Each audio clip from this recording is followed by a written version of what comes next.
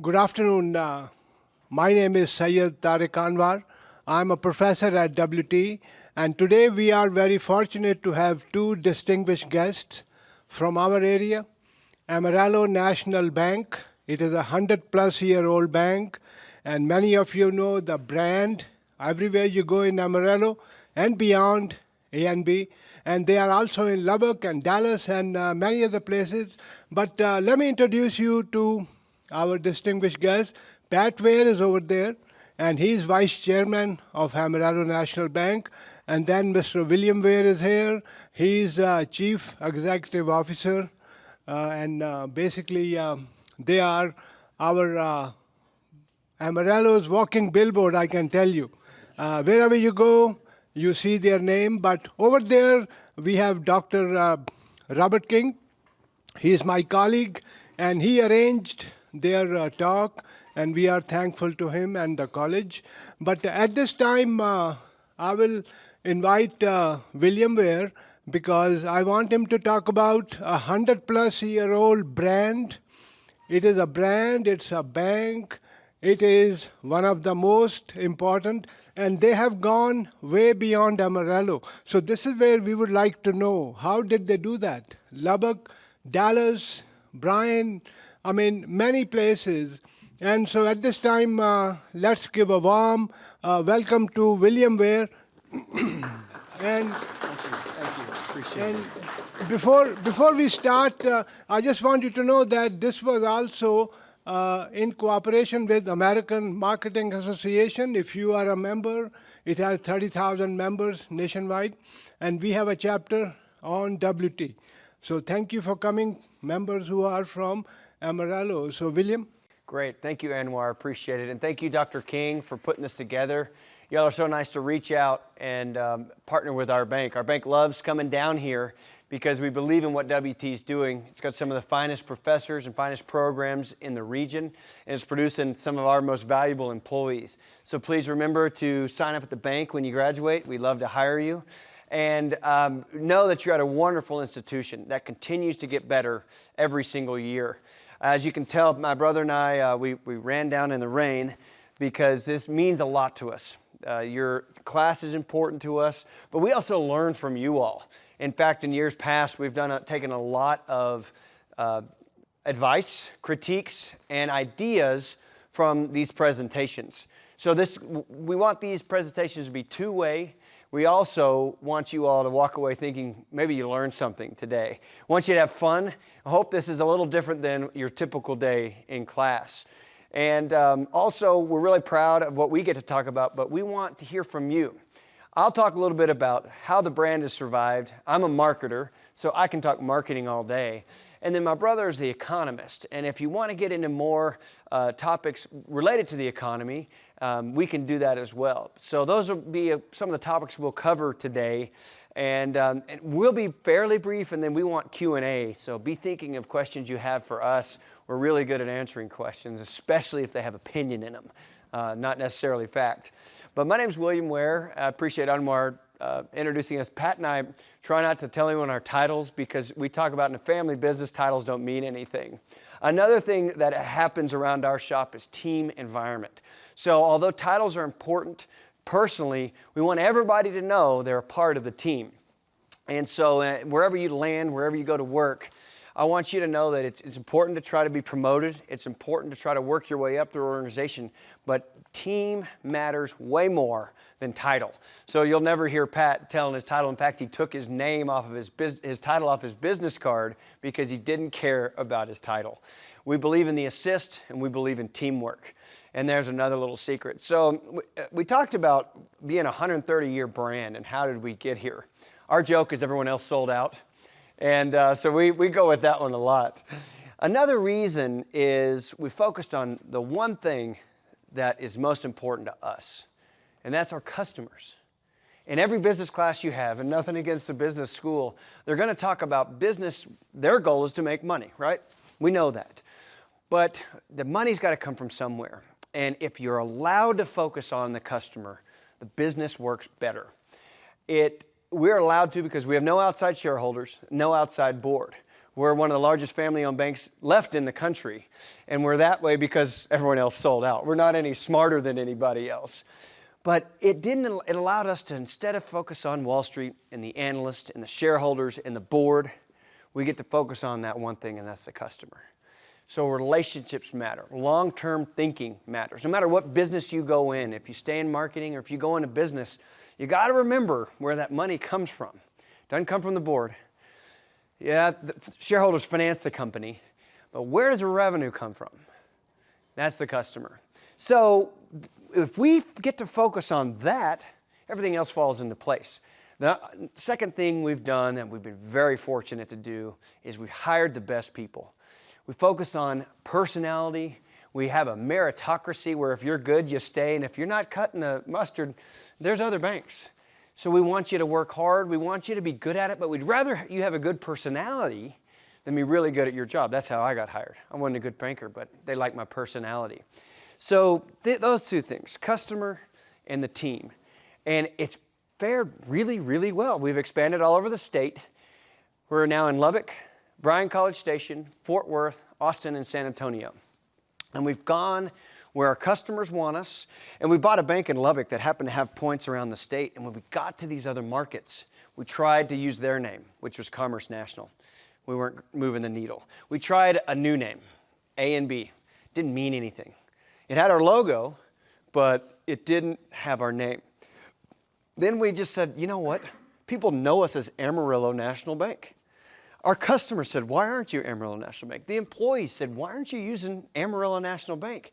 It's a 130-year-old brand. People love you guys. You know, we're like the donut stop. People really do like us. Why not do that? So Pat and I, we like to just make decisions on the fly. We decided to give it a shot. Let's try Amarillo National Bank in a market like College Station, where if you're not maroon, you're going to be in trouble. Well, we did blue. We did Amarillo National Bank. We put our logo up, and the customers flocked to the bank. They loved it, proving that the brand matters. What carries that brand? Service. We're a service sector. We're a barista. We're a restaurateur. We're a hotelier. We're a clother. All we do is serve. Because we have good service, it worked. So we used Amarillo National Bank. We're in Fort Worth at Amarillo National. They don't care. The customers love it. Customers care about one thing, being taken care of, and especially in the service sector.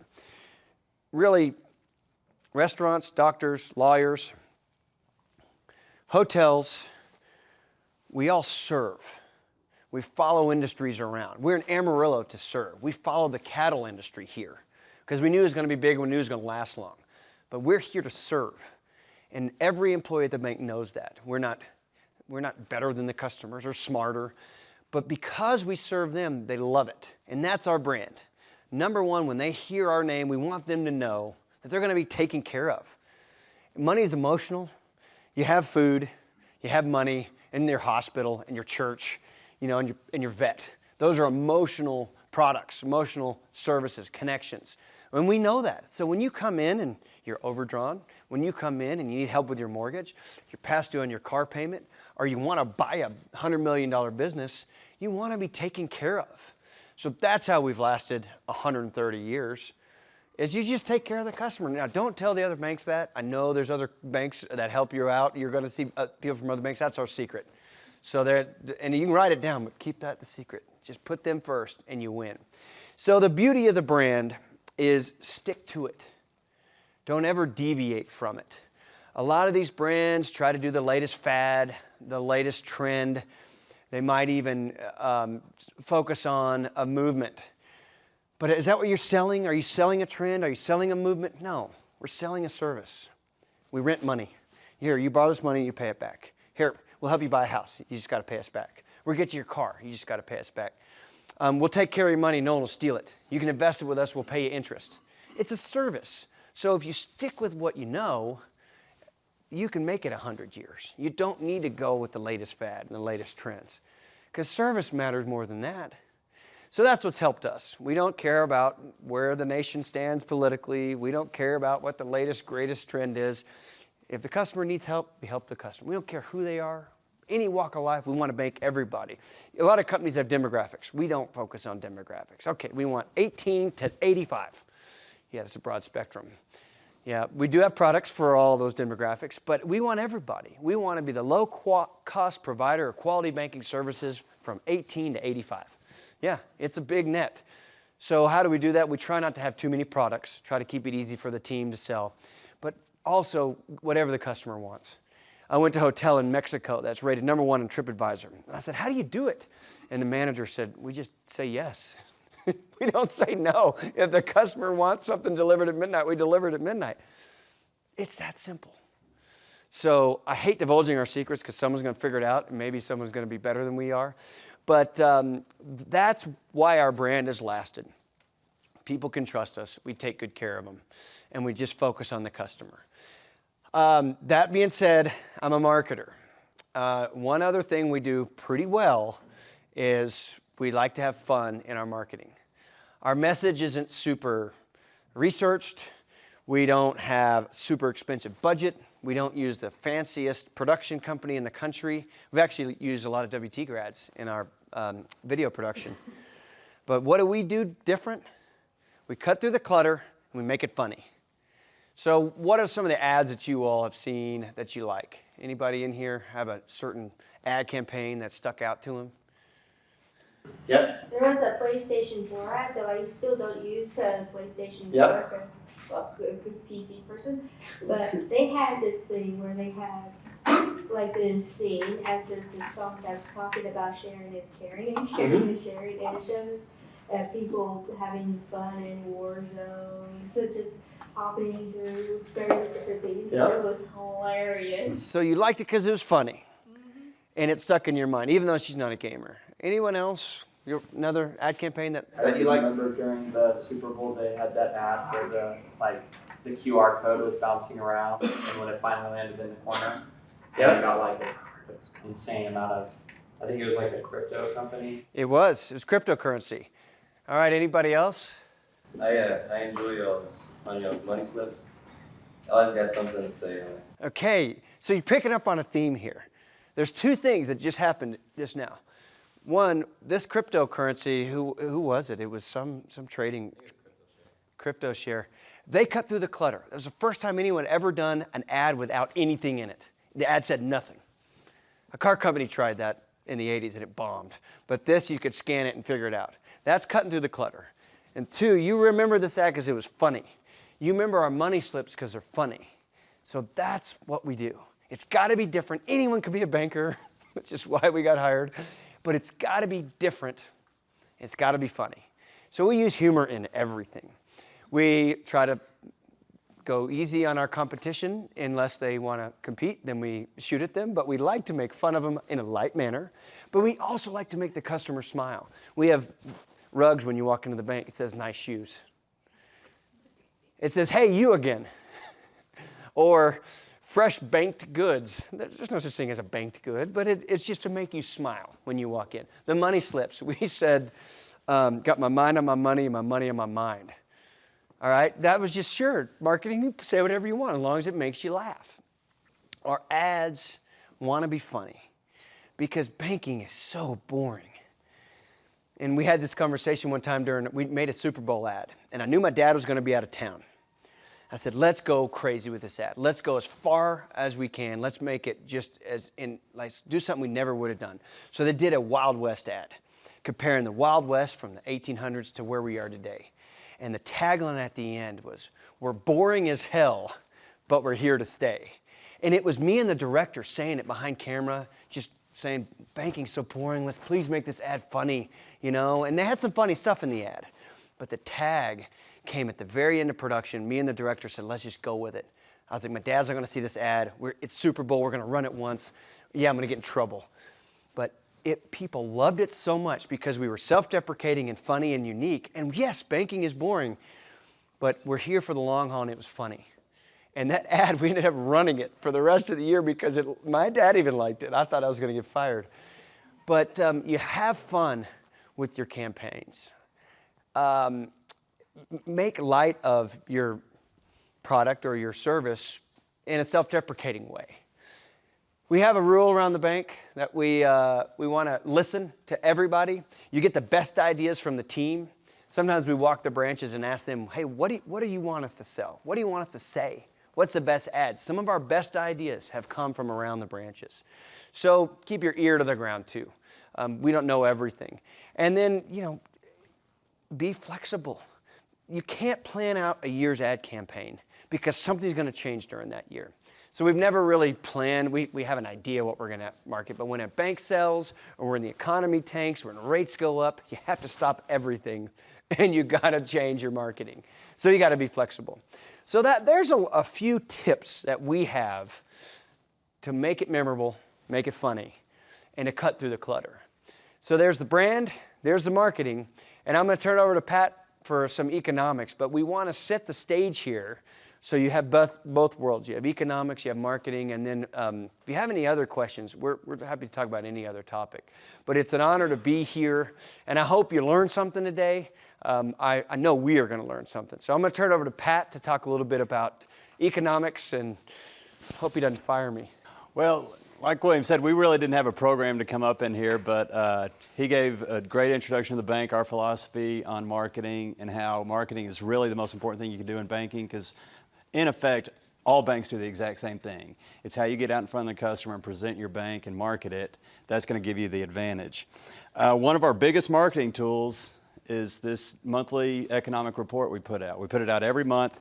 It focuses mainly on the Panhandle economy, mostly on Amarillo, and we just started gathering data about 50 years ago. One of our national customers, it was J.C. Penney, and those J.P. Penney store in Amarillo. Well, they wanted to know what was going on in their market, so they sent this survey out to wherever they were, to Dallas, Detroit, Denver, Omaha, well, in Amarillo. And it was this list of questions on what's going on in the economy. So my dad started compiling that and then adding to it. So ever since then, we put out this report. We think it gives our customers good information on what's going on in the economy. We're not cheerleaders. When things are good, we say they're good. When things are bad, we say they're bad. And our thinking is that it's going to give our customers and people in Amarillo and the community and the Panhandle the right information to go forward and make financial decisions. Whether it'd be a good time to grow their business, whether it'd be a good time to borrow or to build a house, things like that. A more informed customer base makes the economy, banks, and everything else strong around it. So we've been doing that for 50 years. But one thing we like doing at our bank, we like talking about the history, the 130 years, and what was going on, how the bank started out as just a small, really just cattle lending operation and turned into what it did today. And what it did is what y'all learn in business and what y'all's job is going to be to keep the world going, we changed with the times. We changed with Amarillo. When Amarillo started, it was the cross point between the Denver and the Fort Worth Railroad. Well, the only thing that they were bringing at the cross point in the Denver and Fort Worth Railroad was cattle. Well, Amarillo just happened to be the flattest place on the earth, and every 4 years it rains. We have real good grass, so it's perfect for cattle. So when you find new markets to sell to, Denver and Fort Worth and eventually Kansas City, this turned into a cattle center. So these big cattle ranches came to our area, and then people started hearing rumors from East Texas about oil in the ground in Texas. So they started drilling, looking for oil. Well, there was some oil in Amarillo, but the biggest thing we had in our area was natural gas. We sit on one of I think it's the third largest natural gas field in the world in the Texas Panhandle. It's just natural gas everywhere, and it's abundant. And these ranchers around here, they were running cattle, but then they were drilling. Some had oil, most of them had natural gas. So that kept things going. So that was about the first 50 years of Amarillo. We were trying to find our footing. We were a cow town, but then we learned we were more an energy play too, so we turned into a real commodity-based area. The hardest thing in the world to lend on, to be a bank in, is to lend on commodities, because you can look at their charts through history and they just go up and down. So you just got to find that sweet spot if you're going to make loans to those. You have to be really careful. You have to know your customer. You have to know the commodity markets. And on cattle loans, you have to know that cattle get stolen and disappear. So you have to go out and inspect them. And then when you go out and inspect them, you're talking to the ranchers, so you learn a lot about cattle. Well, so we say from about 1900 to 1950, we were an oil and gas town and a cattle town. Well, then in 1950, after World War II ended, we turned into something completely different. So from 1950 to 1990, none of y'all were born, but Professor Anwar remembers this, America and Russia were in a giant Cold War. And what that meant is they were ready at any point to go out into an all-out nuclear war. So we were building a nuclear arsenal of warheads. And where were we doing it? Right out here in Amarillo, out at Pantex. So as that Cold War became more and more aggressive and people were just certain we were going to go to war with Russia, we were just stockpiling and building nuclear warheads 30 miles outside of Amarillo.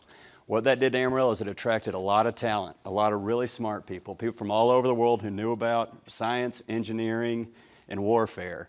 And they came to Amarillo, and Amarillo had this giant base of really smart, well-paying jobs with smart people, and that grew Amarillo. Well, what do you have when the town's growing? You have home builders, you need grocery stores, you need doctor's offices, you need banks, you need lawyers' offices, you need all these things for a growing town. So from about 1950 to 1980, Amarillo saw a lot of growth because of Pantex. We can credit all of it to Pantex. Then the 80s happened. The 80s, y'all learned about it in some of your finance classes. There was an economic crisis that hit Texas. Oil prices tanked, real estate prices tanked, and there was a true depression that happened in the 80s in Texas. And in fact, from 1980 to 1990, Amarillo didn't grow. Canyon didn't grow. Nothing went on. It was just a really rough time, but again, it passed, people got through, and then things started going again in 1990. What year did WT change its name from West Texas to West Texas A&M? 89. Okay, so that kind of fostered in, that was kind of the arrival of the new decade for Amarillo when things started going. From 1990, and I'll say till 2020, things in Amarillo were booming. You saw more defense contractors coming here, commodity prices stabilized, we saw more efficient ways to drill for oil and gas, and then our medical center just grew gangbusters. We attracted a lot of good doctors and built new hospitals. We got a pharmacy school, a medical school, and a vet school. And then through all that, WT kept growing. So we became this huge educational hub. And then in 2020, y'all all know what happened. What happened? 2020, coronavirus, shutdowns. What we learned about Amarillo, and this is something all y'all can be proud of, and something going forward, a reason to stay in Amarillo, the only things that stayed open during coronavirus were, they called them essential businesses. Well, you look around Amarillo, that was about 80% of the businesses. People still had to go to work during coronaviruses because we offered stuff in this part of the country that no one else can. Commodity for foods, oil and gas to keep things running, doctors to keep people from having bad coronavirus outcomes, and banks to keep lending to that. So all these things kept people going. Amarillo kept working. Our economy actually grew from 2020 to 2022 to right now. So that's just kind of the history of things in a nutshell. I don't know, what else could I touch on all that? Well, how Amarillo's positioned itself to attract business and what we've seen the last year. Well, and that's what I get at. So William's a better speaker than I am. He needs to be doing all this.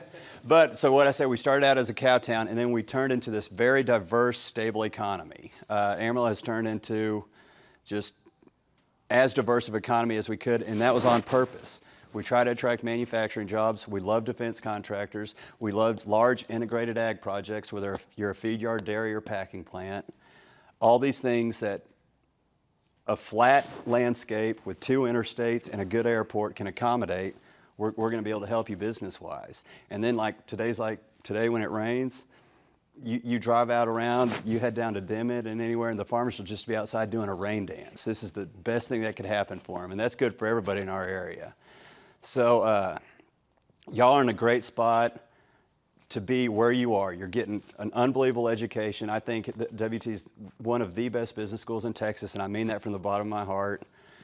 And the economy y'all are going to be going into, y'all are going to keep hearing about a recession going on, and yes, we're going to enter a recession.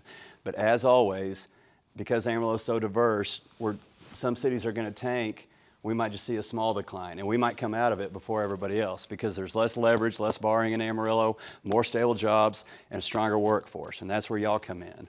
So don't get discouraged when y'all have a degree and it's hard to find a job, because the jobs will be there, and the training and education y'all have, it's going to do you wonders, and you're going to have a good job and a wonderful life, and please stay in Amarillo, Texas. Please stick around here. It's a great place. We're growing. Go down to Lubbock and you see what Amarillo is going to be in 10 years. Lubbock's a big city now. Go to Oklahoma City. That's our goal, to be like that. Dallas, Houston, San Antonio, all those cities offer big lights, but that's all they are. Big cities, you can get swallowed up and just kind of lose yourself. Here you won't lose yourself, you'll keep your friends, it's a great place to raise a family, and you can put your education from WT to good work because the WT alumni crew, they really do hire their own. And that's a very special part about the Texas Panhandle and West Texas is how loyal WT alumni are to WT students who have just graduated. Okay, questions, comments? Yes. What went into the decision to branch out of Amarillo and expand into other cities? And is there plans to like maybe go outside of Texas? So the students in here, y'all are mostly marketing, right? But y'all still have to take finance and accounting, Yes. right? So in finance, when you have excess capital, what do you do with that excess capital? Don't Invest. give it to shareholders. Well, exactly, exactly. A lot of people say dividend it out, buy back stock. Well, we don't want to dividend it out. We want to reinvest in the bank. Well, our capital was growing faster than our assets and liabilities. So we had all this excess capital. We always were attracted to Lubbock. There was a bank in Lubbock that had the name Lubbock National Bank. It just fit. So we bought that bank down in Lubbock. I say we paid way too much for it. William kicked me out of the room when we were negotiating on price. I was wrong, he was right. And then I was lucky. but the bank we bought in Lubbock, which we bought for the name, they had a good retail base and a trust department and good commercial loans. But then these other markets they were all in cities that we found out are a lot like West Texas. They're not in West Texas, but they have the same mentality, the same long-term view, the same focus on family and friends and growing your community. And those towns are Fort Worth, College Station, and believe it or not, Austin.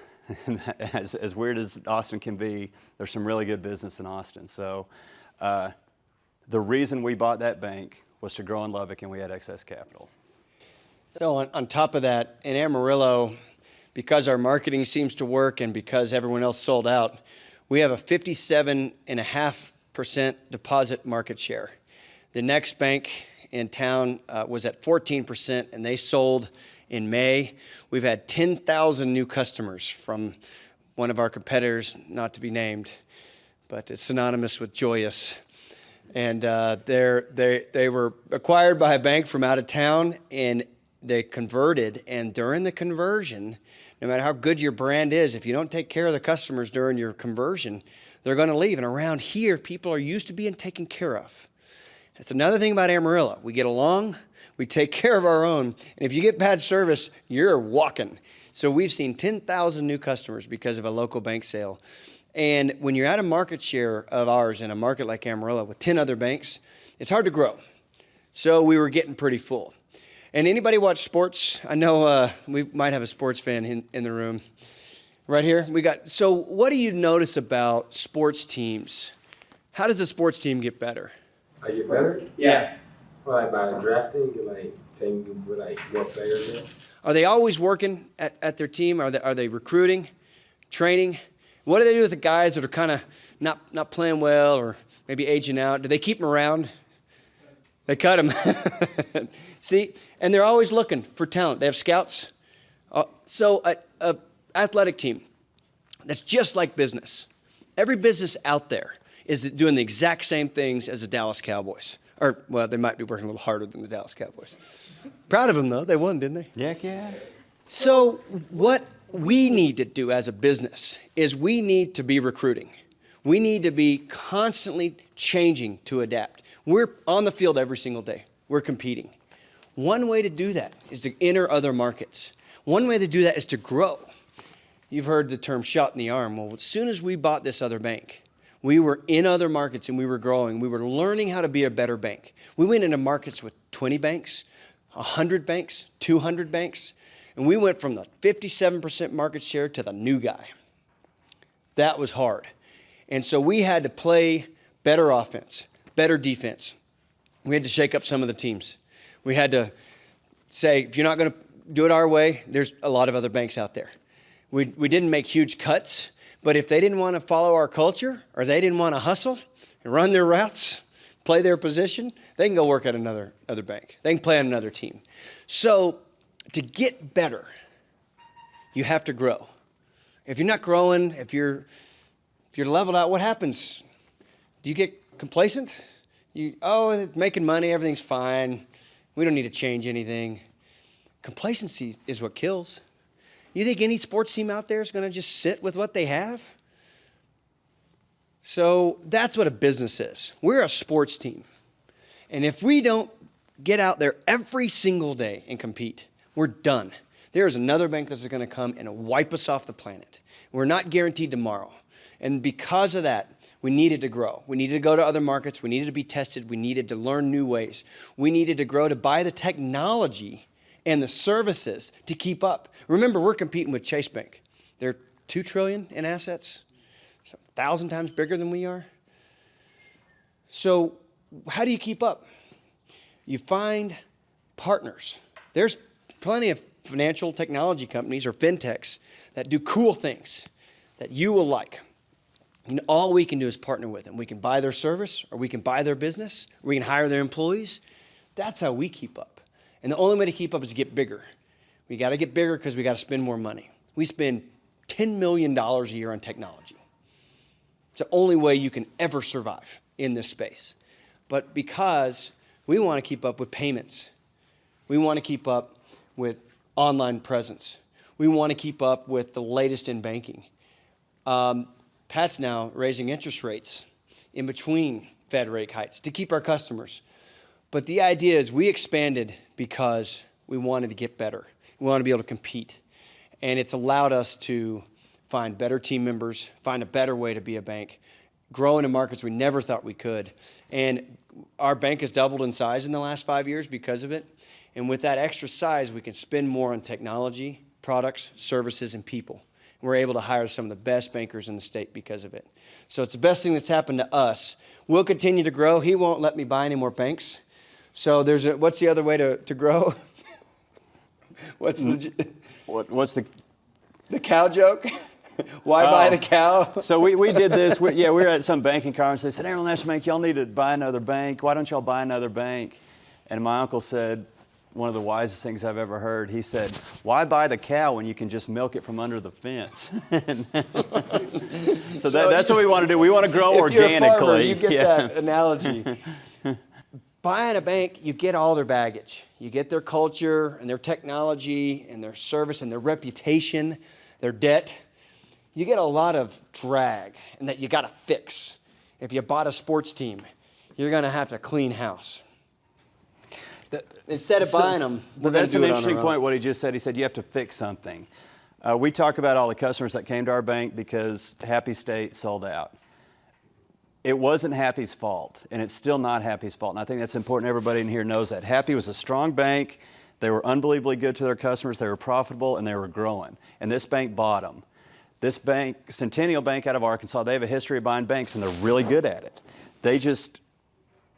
The way they bought Happy is not how they used to buy banks. They used to buy banks that were kind of failing or underperforming or not that strong. So they come in and buy this strong bank, Happy, and they were treating it like it was an underperforming bank or a bank that was going broke or a bank that didn't have good customers. Well, Happy was none of that. So that's why the customers ran off, because they were being treated poorly by the new guys. Both the customers and the employees were being treated like they weren't part of a strong bank. And that's another lesson. You don't have to change everything from day one, and you have to know what you're buying. So I think that's a good lesson that can come out of all of this, because while we don't mind losing a strong competitor, and we've seen a lot of new business come our way, it is a telling story, and there's a lot of lessons in there for how the acquiring bank has treated Happy State, their employees, and their customers. It's a really good point. Anybody here ever done a race, run a 5K or a bike race? Anybody? Yeah? You got a racer? All right, tell me about your experience. At the start line, are you talking crap to everyone around you? No. Are you shaking their hands maybe, or like acknowledging who's next to you, knowing that guy or that girl, you know who's fast? What do you do at the finish line? Are you cool to them? Very cool to them. Yeah? Say like good job. Yep. Why is that? Cause like that was pretty hard, you know? Yep. It's hard running like a 5K or. And they're going to be there next week. Are you going to see them at the next race? You might do. Just want to be nice to them. Exactly. Just give them like appreciation, you know? That's sportsmanship, gamesmanship, and respect. Because you're going to see them again, just like banking. We're going to see them at every single race. We have tremendous respect for our competitors. Like Pat said, one of our competitors was Happy. and they were a great bank. They got bought by a bank that didn't see it the same way. We got to be friends with our competitors, and we got to learn how to win and lose. You got to shake the hands at the start line because you're going to see them at the finish line. And around here, you're going to see them at church and at the lunch and at the dinner and at the parties. So you might as well be cool. But you got to learn how to win and got to learn how to lose. You got to learn how to be competitive. And that's another secret, is you can be a respectful competitor. You can still give it everything you have. And deep down, you can grind it out and run as hard as you can. And if you win, you can be humble about it. And that's kind of where we are. We've won a few. We've lost a few races. But the idea is let's continue to be humble and continue to race, but be cool to everyone around us. The local banks in this region are fantastic, and they keep us on our toes. The banks in the markets we've entered are extremely competitive, and that keeps us on our toes. In fact, one bank that has recently entered the market came to us and said, hey guys, we don't want to fight. We don't want you to do your ads that you do for the big banks. So one thing we do, and talking about competition, since we don't see the big banks every day, we do make fun of them. And come on, they're gigantic, they're out of touch, they're located somewhere else. You know, we like to make fun of them. We like to rebrand them before they can even go to any of the markets we go to. So the big banks, gloves are off. But if it's anybody else, we're respectful. And when this regional bank came to us and said, hey, please don't make fun of us when we come to your market, we shook their hand and said, okay, well, let's not be poor competitors, let's be respectful. And let's do this together. So now we have another competitor at the race. We shook their hand at the start line, and I hope we get to shake their hand at the finish line. So exact same concept. So that right there, I think you're a better business if you learn how to compete in a respectful manner. And that's what we are. Everywhere we go, there's 20 competitors in every deal we're in. You're always going to compete. So take that with you the rest of your life. Learn what you learn at those races into your business. You're going to be a good business person. So, good question on that. Was all growth. Here we go. Any other banks make fun of you? What's that? Any other? Heck yes. Yeah. We're easy to be made fun of. Because of that, we kind of wrote the book in humor, and it's easy to make fun of the big banks. But yes, anytime you have a weakness, anytime there's fierce competitors, they're going to make fun of you. What you do is you take it with stride. We have a rule at the bank, we have no egos. We say ego's not your amigo. I think it's good to have ego inside. You know, we all need a little bit of ego, but you can't wear it on your sleeve. You got to learn how to roll with the punches. If they make fun of you, they might be right. Every now and then you're like, ooh, you know, they were right about that one. But you've also got to realize you see it in politics. And it's how hard do you want to play, how good, do you want to go the good route, you want to go the bad route. We're real careful to be dirty. We don't want to just mutilate somebody because that makes you look bad. That's just the way we look at it. But you're right. If the other banks are doing it, that means they're stepping up to the plate. And maybe there's something we could fix. And so we welcome it. And sometimes you kind of you want to bury your head in the sand, but it's out there too. You made fun of like the smaller banks. So Make you look bad then, wouldn't it? Because yeah, We don't want to be a bully. That's exactly we try right. not to be a bully. And if they're in our region, not only do we steer clear of making fun of them, but we are going to be very respectful to them. Because if y'all don't know this, but a lot of banks do business with other banks. And we're clearing checks through each other. We're buying and selling loan participations. Some banks even we might issue debit cards for them. And so the debit card you get through that bank might have been printed at our bank. We might roll their coin at our bank. So banks do services for each other. And so because they're smaller, doesn't mean you make fun of them. As soon as they sell to that big bank, that's out of town, okay, we might switch to humor. But you're right, because we're all in the same business. You've seen restaurants grouped together. They actually do better when they're together. You know, there's 5 restaurants on one street. They're there because they actually help each other. Because people want to, they might go to another bank because they like a rate on a car loan. They might get a mortgage loan with us and a commercial loan with somebody else. We got to respect that. So if we just sit here and make fun of banks all the time, we're going to get shot at. In fact, we recently made fun of a bank when Happy announced their sale, we were a little harsh. Our marketing department went a little over the edge, and we heard about it from our customers. And Pat got it pulled from social media, said, said, let's acknowledge that they sold. We're going to have fun with it, but let's be cool. Because what we did, we said something, it was kind of low blow, just like you said. And Pat was right. Said, no, that's not who we are. That's not in our character. We're not going to kick anyone while they're down. We know everyone there. We know them all. We see them at every luncheon. So I had to go face them and say, sorry. That was a little too strong. So Pat was right about that. But that's a really good question. Has there been, sorry, just last one. Keep them coming. No, these are good. Has there been a time where an actual small bankers went after you, but you sort of like, if you could go back at them, you restrain a little bit because you could be seen as like in the spotlight of being like you said, the bullies? So like William says, when you talk about small banks, we think of our downstream correspondent banks here in the Panhandle, you know, in these outside of towns, and a lot of them are depositors. So say we have a loan to a rancher down in Sunray. Well, the Sunray Bank wants to bank that guy. He's going to come at them and try to get the loan from us, and we're going to throw our hands up because the bank from Sunray puts deposits with us. They could use that loan better. They might give that guy better service. It might be their in-laws who are the banker. There's a family dynamic. There's a neighborhood dynamic that goes on with the banks around here. Now, it might be different in the bigger cities, but around here, it's just, we're all kind of connected. And like William says, it's until those big out-of-town money center banks come to Amarillo, that's who we're going to go after. And now, all y'all in here have to stick us to that. If y'all ever see us going after the little banks saying, y'all, you bullies, y'all can't do that, y'all don't do that. Well, that community matters. No matter what business you go into, you're going to have competitors. You're going to need to develop relationships. Got to need to get to know them. What are they good at? What are they not good at? You're going to have to shake their hand in public. And just like being on the field with somebody, it's the same thing. I mean, you just got to play the game, and you're going to win a few and you're going to lose a few.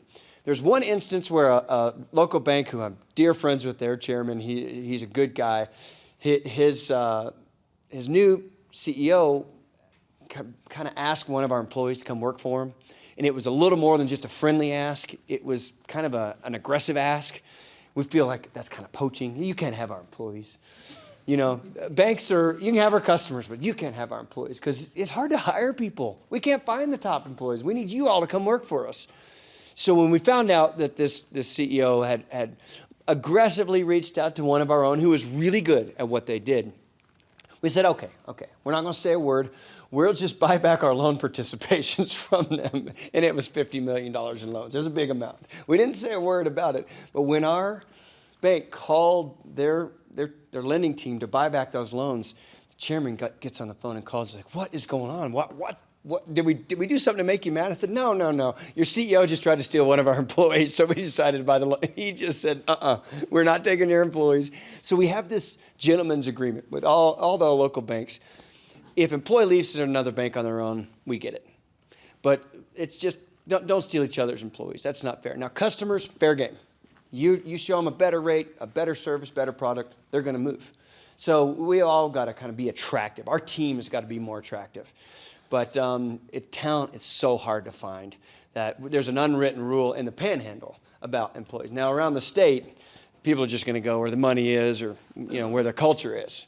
But around here, gentleman's agreement, everybody gets along, and it's still fun. It's fiercely competitive.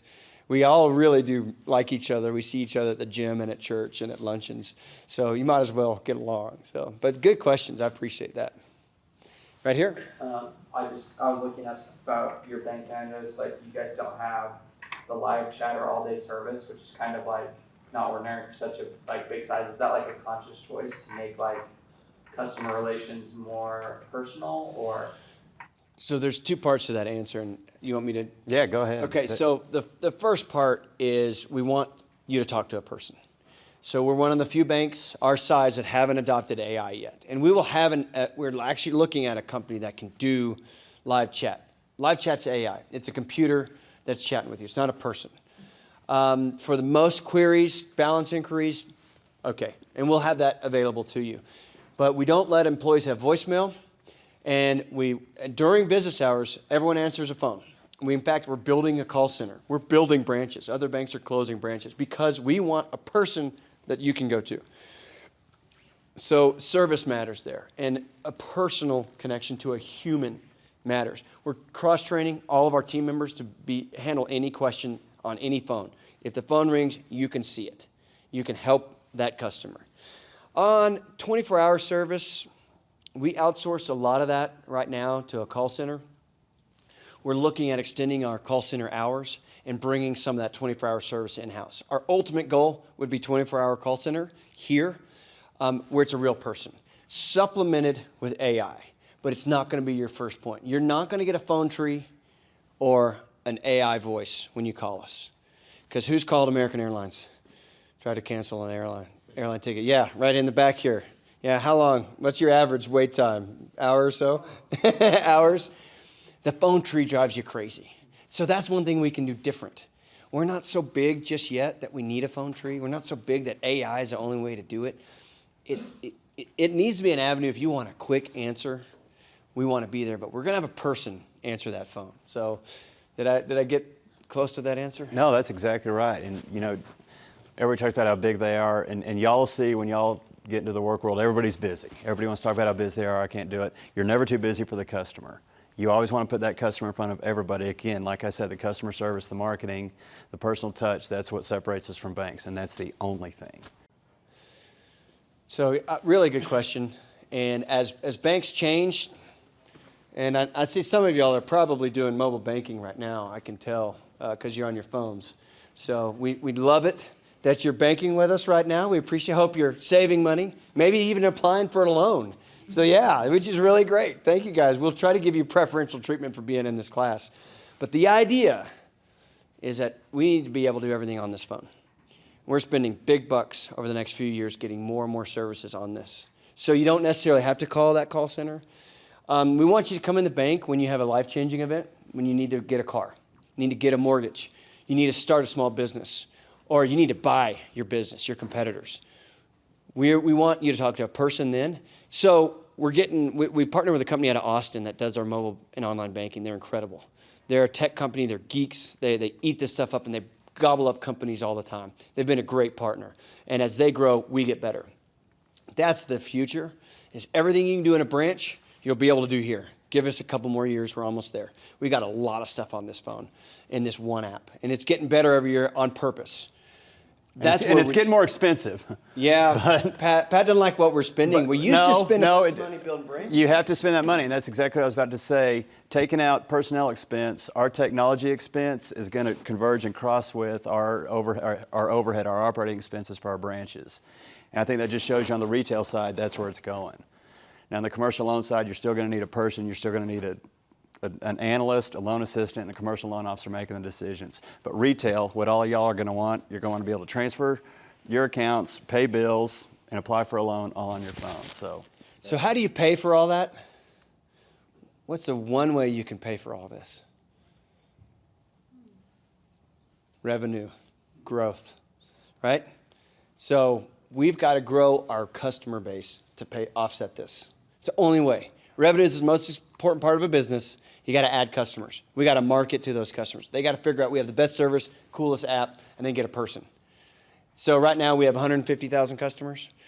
We're going to need 300,000 customers in order to pay for this. So we need another 150,000 customers in the next 5 years. So how do we do that? That's going to be our big challenge. I'm curious. So like I advocate for A&B a lot. Thank you. All around fan. Appreciate it. But their biggest problem is they don't have a bank in like Tulia or Delaware.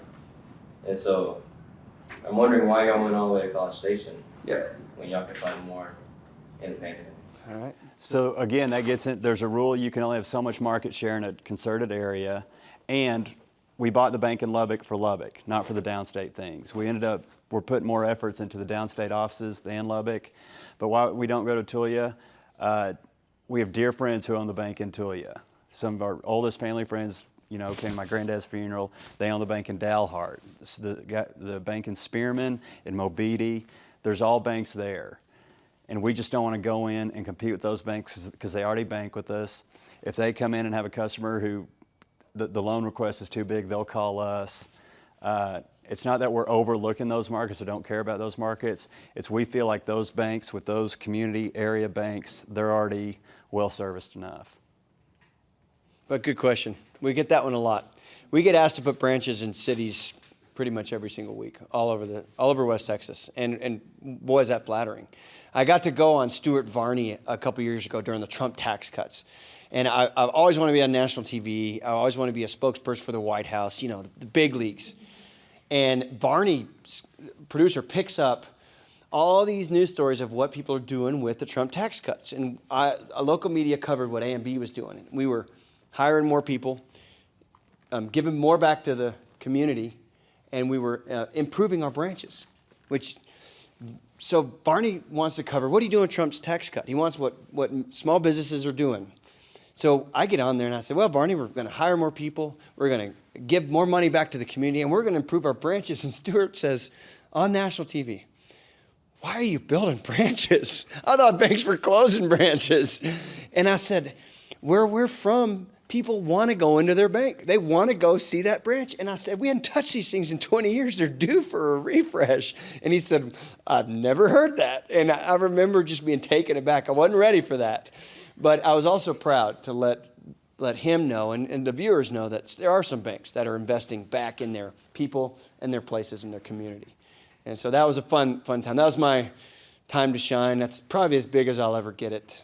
You'll never see me get on national TV. I don't know, the marketing class at WT, this is kind of the pinnacle I'm on for YouTube me. today,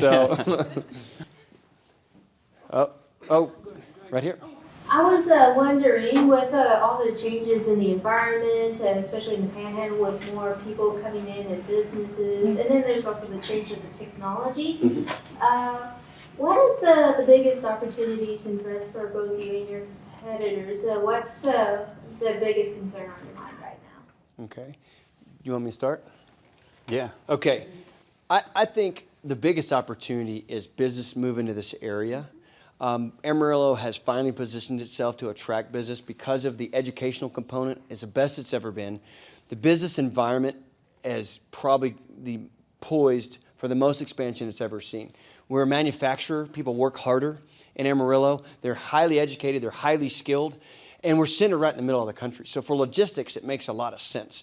Energy is a little cheaper up here because we have coal-fired plants. We have wind supplementing that, and you have plenty of capacity in this region, where in other markets they're at capacity. So you're seeing technology companies come. You're going to see a lot of data centers going in around the region. They're building them right now. So those opportunities, business growth is our biggest opportunity. Number two, the agricultural industry in the region is becoming a lot more organized. They're partnering with Amarillo Economic Development Corporation to generate what's called a global food hub, where we're going to set all the innovation for big food and agriculture production for the world. We are the beef capital of the world, but we're going to be the innovation capital for the food for the rest of the world. You're going to partner with industry, business, education, and producers to improve their economic impact, to make it more efficient, and to really grow these sectors. You're going to see suppliers come to Amarillo. You're going to see more food-related companies coming to this region because of what they're doing with the Global Food Hub. So with manufacturing and food, I think those are the two biggest opportunities. I think the biggest threat to our region, obviously, is losing young people and water. I mean, those two things are what we worry about all the time. We want y'all to stick around and come work in these industries. Amarillo and Canyon are safe for about 200 years. But we are concerned about how do we preserve water going forward. And that's been a major, major topic. So those are my two big concerns. So I hope that helps answer your questions. And what we're doing with food and manufacturing in Amarillo and Canyon, just give it a few more years. It's baffling what's coming to this region. So I'm curious, kind of build on that. Are y'all more commercial than residential? As our bank? Yes, the bank is more of a commercial bank. We've got a $5 billion commercial loan portfolio, $1 billion consumer portfolio and another $1 billion in mortgages. So $2 billion in consumer, $5 billion in commercial, definitely more commercial focused. But we love retail banking. That is our bread and butter. We love checking accounts, savings accounts, credit cards, debit cards, that kind of banking. We want to be in all of our markets, be known as the retail bank. That's where you touch the customer the most, and that's where we get back to William saying, yes, we're investing in branches so we can continue to offer those retail projects. The commercial loans, they'll continue to grow with Amarillo, but those retail loans, the car loans, the mortgage loans, that's what keeps people going to work, going to school, just, you know, life operating normally. So while our commercial loan portfolio is 5 times bigger than those other two are just as important as the commercial loans. They're just not as big. It's harder to make a $20,000 car loan get to $1 billion. You can make a $100 million loan in a day. You got to make a lot of car loans to get to $100 million. So it's a scale thing as well. So, oh, here we go. This is come the tough questions. A question probably, I don't know that the question was asked. What do you look for when you hire new graduates? What are the skills you think they are important that each of your employees or potential employees need to have? So we kind of flip that on its head, and we always say we hire the personality and train the skill. We want somebody with an outgoing personality, somebody who knows how to solve problems, and somebody who's going to talk to the customer with a good attitude. Because a lot of times when people come to the bank, over half the time they come, there's a problem with their account, there's a problem with their loan, that something's not in balance, and when they're, like their health, when their money situation's not good, they're not looking for a fight, but they get real passionate. And we want an employee who can just calm them down, work through the problem, solve the problem, and make them happy as they walk out that thing. Now, the skill's important. All the skills y'all are learning here, and education is important. You know, I'd say most of our officers have college degrees, but we're always going to go back to hire personality, train the skill, and we're going to lean on places like WT to train that skill, and hopefully we can find the personality. We do think marketing's important because at our shop, as soon as you walk in the door and you join our team, we remind you that you're in marketing. Every employee at our bank is marketing our bank. That teller is marketing our bank. Someone in ops, in accounting is marketing our bank. IT is marketing our bank. Everybody that works at the bank is marketing the bank every single day. So we welcome everybody to the bank, to the marketing department. That's number one, because they are the brand, and they're a part of it. And then what we look for, we have 2 sides of the bank. We have lending and operations. The operations kind of facilitates gathering deposits, the products and services we offer, and managing the people. And all that goes into lending. Everything else is lending. We loan all the money we take in as deposits out to the borrowers. So you pick which side of the bank you want to be on. And if you're in lending, you need accounting. So remember that. We don't need a ton of accounting. Pat has way more than I'll ever do. But if you want to be a lender, you need accounting. Finance helps. Economics helps. Operations, we look for a plethora of skills in operations because you could be going into IT, you could be going into personnel, you could be going to accounting. We even have our retail network. There's sales right there. There's product knowledge. There's your retail banking has a whole new set of skills that requires. So you kind of can pick which side of the bank you want to be on, and you can excel in either track. In fact, you can make it big in lending or ops. So that's a big part. But that's a really good question, and we'd love to answer that because it's probably the strangest answer you've ever heard, especially telling a bunch of doctors that, hey, skills are cool, but personality is way better. But if we had some advice, for any of you students, y'all are students right now, go look for part-time teller jobs because that's going to train you. You're counting your customers' money in front of them. I mean, it's as a bigger pressure cooker as it is, and you're dealing with the customer. That's the best training. And our favorite thing is seeing a senior vice president of the bank who started out 20 years ago as a teller, and they've been to every single department. They know the bank. They can go to the call center. They can go run up to bookkeeping, help with an account, make a loan, and then, you know, understand the depreciation accounting on the branches. So it's the people who started out at the ground level who worked their way up. That's the people we think will be the most valuable to the bank in the long run. Yeah, take advantage of internships. That's critical. They're not going to pay you much, but I promise you it'll be worth your time. Yeah. One quick question. Yes, sir. A quick data, I mean, for the last 8-10 weeks, this class, I mean, some of the best students we have here, marketing students, finance, accounting, they are from every area. And we have been teaching them marketing mix, marketing positioning, market development, market expansion. They just had their exam on these topics, and I mean, 10, 15 years ago, we had many sessions in this room and many places, but this is by far the best we have so far. But one thing I would like to ask, so now you are no longer in Amarillo. You are number 15 in the state of Texas and 168 in the nation. Now you are expanding. Bryan, San Antonio, Houston, Dallas, Lubbock. Tell us, these students, the future leaders, what did you encounter when you were expanding? Because it did not happen on its own, it was not autopilot.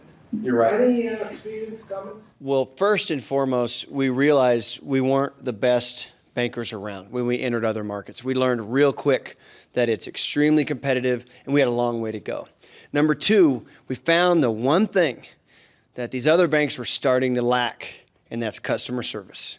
They're getting big, they're getting bureaucratic, they're focusing on their shareholders, they're scaled up so much, they want 1 million customers, so all they care about is getting customers and growing. And so customer service just gets whisked away. They worry about fee income and growth targets and hitting certain marketing goals where they added X number of clients in X number of days. They forgot about that one thing, and that's service. So what are we good at? Service. We're not the best bankers around. We're not the most sophisticated. We don't have the most expensive and nicest products, but we have service. So when we went to San Antonio, entered the market, we went and called on a few family offices, locally owned businesses. We just walked in and we said, what do you need? And they said, we want you to answer your phone when we call. We want you to treat our receptionist the same way you treat me, the CEO. Because the CEOs complained when I go to the bank, I don't get treated very nice. So if you're not treating me nice, what are you treating my receptionist like? So we said, okay, we'll give you whatever you need. Here's our phone numbers. Call us whenever you want. We'll build you a branch. We built a branch for them. We got the 3 biggest family-owned businesses in San Antonio in a 2-year period because of that one thing, and that's service. And what it is we're going to continue to change. All right, you need this product, we're going to go buy this product for you. You need this, be able to handle a certain input to your computer system, we'll find a way to make that work. You need us to have a branch network in your region, okay, we're going to take a few years to build that out. Whatever it takes to service those clients, but we're not the best. We have a long way to go, and there are a ton of banks out there. But like in sports, a lot of them have their feet up. A lot of those players have been playing too long. They're not practicing anymore. They're comfortable. They're complacent. And we're new, and we're hungry, and we're not giving up. And we're going to fight every single day to get business from family offices, mid-sized businesses, and we're going to use service as our guide. And we're going to realize we're not the best. We're going to realize we're not going to give up, and we're going to realize the only way is to fight every single day. So really good question. And it's taken us from the top here in Amarillo where things were easy to starting all over. We're the new kid on the block. And we're literally at kindergarten starting over. Because 15 years ago, 18 years ago, I used to ask you this question, Dad, when are you coming to Canyon, Texas? Yeah. When are you going to Lubbock? When are you going to Dallas? And here you achieved all those. It was all him. Well, back then, we always wanted to come to Canyon. We knew it was growing. It's a beautiful area, great place to raise a family. Our granddad never wanted to come to Canyon. Well, me and William, one time we bought the location where our branch is, and we didn't tell him. And we showed him the drawings, and we showed him how we were going to landscape it. Well, my granddad was a big landscaper. He's like, "Oh yeah, I'm excited for this branch." So, you gotta play the games you can to get what you want sometimes. And we showed our granddad we were going to landscape and try to make our Canyon branch as pretty as possible. So then he was all in. Well, before we finish, I want you to know this is Dr. Abdullah. He's also instrumental in arranging this talk. So, Anwar, do you have any comments? I just want to thank you, Dr. Anwar, for taking the time to allow our guests to talk to your students. Thank you very much. We're matching today. That's right. Thank you. Looking good. Looking good. Good to see you. Thank you, thank you. Actually, I was in a meeting with you now today. Good. The Engler Foundation. Yeah. That's right. Yeah. That's right. And he told a good joke. The joke he said, Paul Engler asked him, said, "Are you going to a funeral?" He was very well dressed. And he said, "No, I'm going to a loan officer meetings." Well played. Well So he played. did very good job. Well, one thing, guys, I want you to know is, last year, Amarillo National Bank won the Employer Award from the Engler College of Business, because they hire our graduates. I think Pat was there. Yes. So they have invested a lot in the community and the educational institutions. And one thing, I lived here for a long, long time, but you can't go anywhere and you don't see the influence of Amarillo National Bank in the civic aspect of our life. So they invest in the community, they invest in every aspect of our life, whether it's education, whether it is charity, whether it is kids, veterans. So they are all over, and they are big players in this community. Thank you for Thank coming, you. guys. Thank you. Appreciate your kind words. Thank you very much. Thank you. Honored. It was an honor. Thank you, guys. Appreciate you. Thank you, sir. And Dr. Robert King, thank you again.